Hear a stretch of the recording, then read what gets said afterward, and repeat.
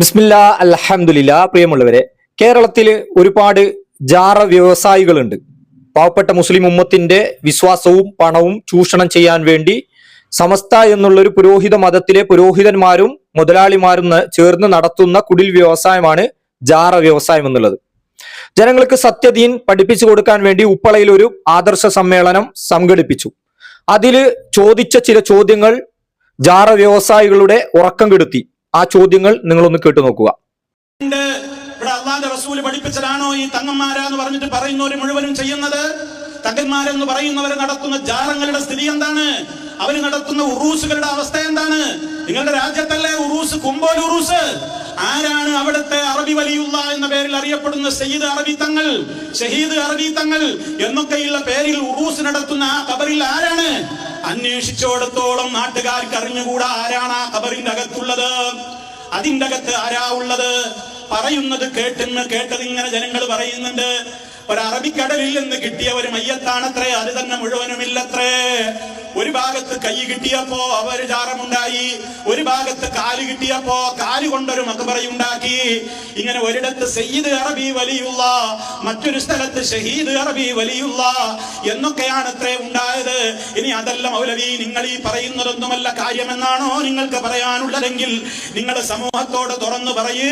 നിങ്ങളുടെ കുമ്പോലിൽ ഉറൂസ് നടക്കുന്ന ആ സയ്യിദ് അറബി തങ്ങളെന്ന് പറയുന്ന ആളുടെ ഊര് പറയാമോ, പേര് പറയാമോ? അയാളേത് നാട്ടുകാരനാണ്? അയാളുടെ ചരിത്രം നിങ്ങൾക്ക് പറയാൻ കഴിയുമോ? ഇല്ല. ഊരും പേരും അറിയാത്ത എത്രയോ ആളുകളാണ് ഇവിടെ തങ്ങളാണ് വലിയാണെന്ന് പറഞ്ഞിട്ട് പലയിടത്തും ഉറൂസുകൾ നടത്തുകയാണ്. പ്രിയമുള്ളവരെ, ഇതായിരുന്നു ജാറ വ്യവസായികളെ ഉറക്കം കെടുത്തിയ പ്രസക്തമായ ചോദ്യം. കുമ്പോൾ ഈ ജാറത്തിന്റെ അടുത്തുകൂടി റെയിൽവേ പട്ടറി കടന്നു പോകുന്നുണ്ട്, അതൊരു പുഴയിലൂടെ കടന്നു പോകുന്നുണ്ട്.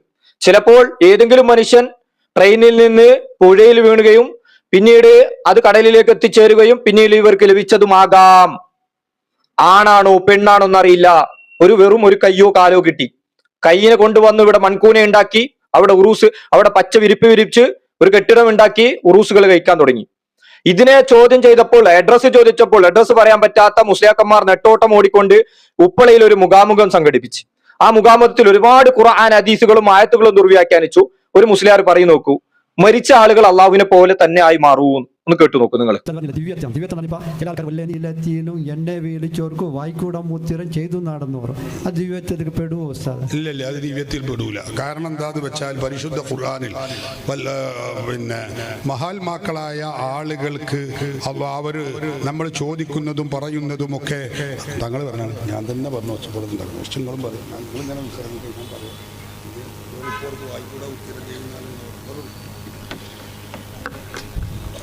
വല്ലേ നിലത്തിന്നും എന്നെ വിളിപ്പോർക്ക് വായ്പൂടാ ഉത്തിരം ചെയ്യും ഞാൻ എന്നോ പറഞ്ഞു. അമ്പിയാക്കൾ, ഔലിയാക്കൾ, സ്വാലിഹുകൾ അവരൊക്കെ അള്ളാഹുവിലേക്ക് സൽക്കർമ്മങ്ങളെ കൊണ്ട് അള്ളാഹുവിലേക്ക് അടുത്താൽ ഹബീബായ നബി സല്ലല്ലാഹു അലൈഹി വസല്ലമ തങ്ങൾ പഠിപ്പിക്കുന്ന ഖുദ്സിയായ ഹദീസ് കാണാം. കുന്തു സമഅഹുല്ലദീ യസ്മഉ ബിഹി, അയാൾ കേൾക്കുന്ന കേൾവി ഞാനാകും. അള്ളാഹു പറയുകയാണ്, എന്റെ ഒരു അടിമ എന്നിലേക്ക് സൽക്കർമ്മങ്ങളെ കൊണ്ട് അടുത്താൽ, ധാരാളം സുന്നത്തായ ഇബാദത്തുകളെ കൊണ്ട് അടുത്താൽ, കുന്തു സമഅഹുല്ലദീ യസ്മഉ ബിഹി, അയാൾ കേൾക്കുന്ന കേൾവി ഞാനാകും.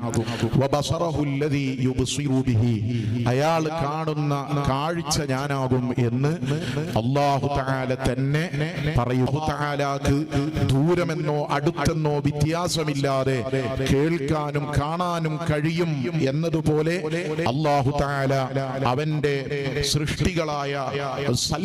സൃഷ്ടികളായ സ്വാലിഹീങ്ങളായ ഔലിയാക്കൾക്ക്, അമ്പിയാക്കൾക്ക് സൽക്കർമ്മങ്ങളെ കൊണ്ട് ജീവിതം ധന്യമാക്കുന്ന ആളുകൾക്ക് ദൂരെയുള്ളത് അടുത്തുള്ളത് എന്ന് വ്യത്യാസമില്ലാതെ കാണാനും കേൾക്കാനും അവർക്ക് സാധ്യം.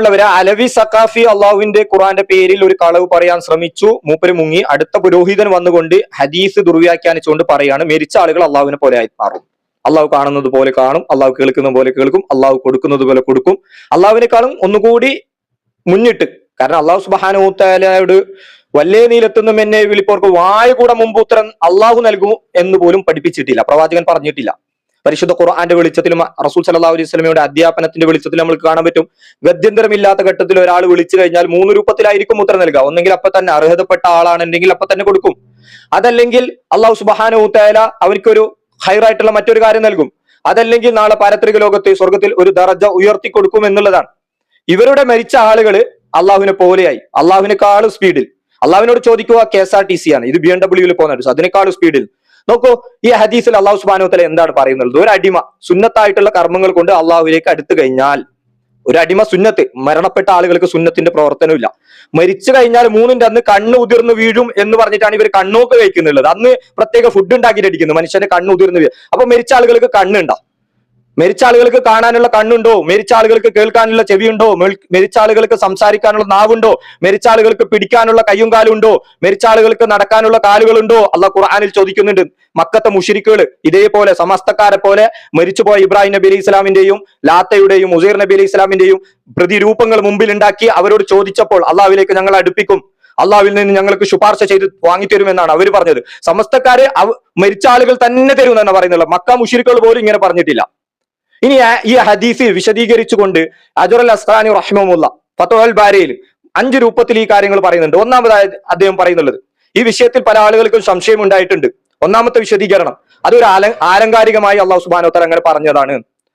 അള്ളാഹു സുബ്ഹാനഹു വ തആലയുടെ നിർദ്ദേശങ്ങൾക്ക് പ്രാമുഖ്യം നൽകുന്ന കാര്യത്തിൽ ഞാൻ അവന്റെ കണ്ണും കാതുമാകും, ഈ അവയവങ്ങളെ എന്നെ പോലെ അവൻ എന്റെ സേവനത്തിന് പ്രാധാന്യം കൽപ്പിക്കും. അപ്പൊ അള്ളാഹ് ഇഷ്ടപ്പെട്ടത് മാത്രം കാണും, അള്ളാഹ് ഇഷ്ടപ്പെട്ടത് മാത്രം കേൾക്കും, അള്ളാഹ് ഇഷ്ടപ്പെട്ടത് മാത്രം സംസാരിക്കും, അള്ളാഹ് ഇഷ്ടപ്പെട്ടതിലേക്ക് മാത്രം അവന് കാലുകളും കൈകളും കൊണ്ട് അവയവങ്ങൾ കൊണ്ട് സ്പർശിക്കുകയും അതിലേക്ക് നടന്നെടുക്കുകയും ചെയ്യും എന്നുള്ള രൂപത്തിലാണ്. രണ്ടാമത്, അവൻ എന്റെ സേവനത്തിൽ വ്യാപൃതനായിരിക്കും, ഞാൻ ഇഷ്ടപ്പെടുന്ന കാര്യത്തിന് മാത്രമേ അവൻ കാതോർക്കുകയുള്ളൂ, ഞാൻ നിർദ്ദേശിച്ചത് മാത്രമേ അവൻ കാണുകയുള്ളൂ. മ്യൂസിക്കുകളിലേക്ക് പോകല, ഫിലിം കാണല, ആറാമായിട്ടുള്ള പെണ്ണുങ്ങളൊന്നും നോക്കേല, തെറ്റായിട്ടുള്ള കാര്യങ്ങളിലേക്കൊന്നും പോകല, ജാറ വിഗ്രഹങ്ങളിലേക്ക് പോകല, ഉറൂസ് ഉത്സവങ്ങളിലേക്ക് പോകല, മരിച്ച മയ്യത്തുകളോട് സഹായം ചോദിക്കില്ല, ബിദ്അത്തുകളും ഖുറാഫാത്തുകളും ചെയ്യില്ല. മൂന്നാമത്തേത്, അവൻ സ്വന്തം കണ്ണും കാതും ഉപയോഗിച്ച് നേടുന്നത് പോലെ അവന്റെ ഉദ്ദേശം ഞാൻ അവനിക്ക് സാധിച്ചു കൊടുക്കും എന്നുള്ളതാണ്. നാലാമതായി, ശത്രുവിനെതിരിൽ സഹായിക്കുന്ന കാര്യത്തിൽ ഞാൻ അവന്റെ കണ്ണും കാലും എന്ന പോലെ വർത്തിക്കും. അഥവാ അള്ളാഹു സുബ്ഹാനഹു വ തആല അവന്റെ ശത്രുക്കൾ ബിദഅകളും ഖുറാഫാത്തും ശിർക്കുകളും ചെയ്യുന്ന അള്ളാഹുവിന്റെ ശത്രുക്കളായിട്ടുള്ള ജാറ പൂജാരികൾ, അവർക്കെതിരെ സംസാരിക്കാനും അവന് വയ്ക്കുകയില്ല, അള്ളാഹുവിന്റെ കാവൽ അവനിൽ ഉണ്ടാകും എന്നുള്ള രൂപത്തിലാണ്.